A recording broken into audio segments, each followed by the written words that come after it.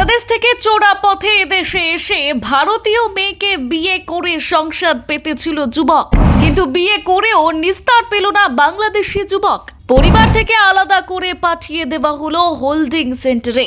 কড়া আইনি পদক্ষেপে এবার কি করবে সে?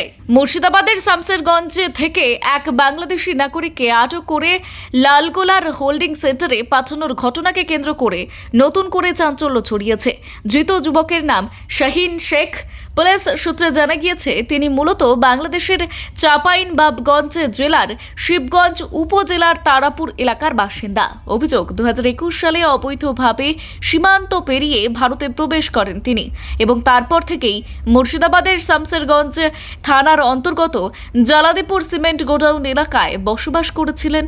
স্থানীয় সূত্রে জানা গিয়েছে দীর্ঘদিন ধরে ওই এলাকায় বসবাসের সময় তিনি এক স্থানীয় মহিলাকে বিয়ে করেন এবং সেখানেই সংসার পাতেন। তবে সম্প্রতি পরিচয় এবং নাগরিকত্ব সংক্রান্ত যাচাই প্রক্রিয়ার সময় তার নাম সন্দেহভাজন তালিকায় উঠে আসে। এরপর তদন্তে নামে পুলিশ।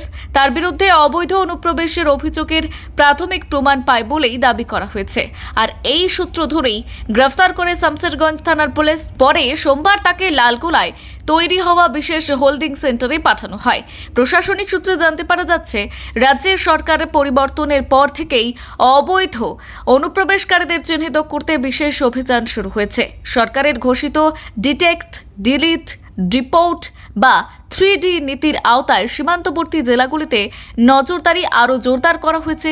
আর এই নীতির মূল লক্ষ্য হল অবৈধভাবে দেশে প্রবেশকারীদের শনাক্ত করা, সরকারি নথি থেকে তাদের নাম বাতিল করা এবং আইনি প্রক্রিয়া সম্পন্ন করে নিজ দেশে ফেরত পাঠানো। আর সেই উদ্দেশ্যেই বিভিন্ন সীমান্তবর্তী এলাকায় ডিটেনশন সেন্টারের আদলে হোল্ডিং সেন্টার তৈরির নির্দেশ দেওয়া হয়েছিল।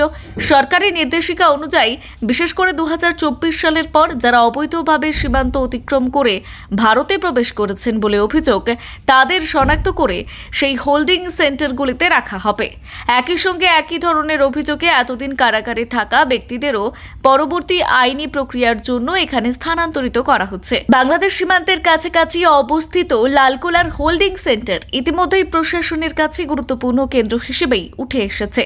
সূত্রের দাবি, এখান থেকে বেশ কয়েকজনকে প্রয়োজনীয় আইনি প্রক্রিয়া সম্পন্ন করার পর বাংলাদেশে ফেরত পাঠানো হয়েছে। এবার শাহিন শেখকে সেখানে পাঠানো হওয়ায় বিষয়টি আবারও আলোচনায় উঠে এসেছে। পুলিশ জানিয়েছে, ধৃত যুবকের ভারতে প্রবেশ, বসবাস এবং পরিচয় সংক্রান্ত সমস্ত তথ্য খতিয়ে দেখা হচ্ছে।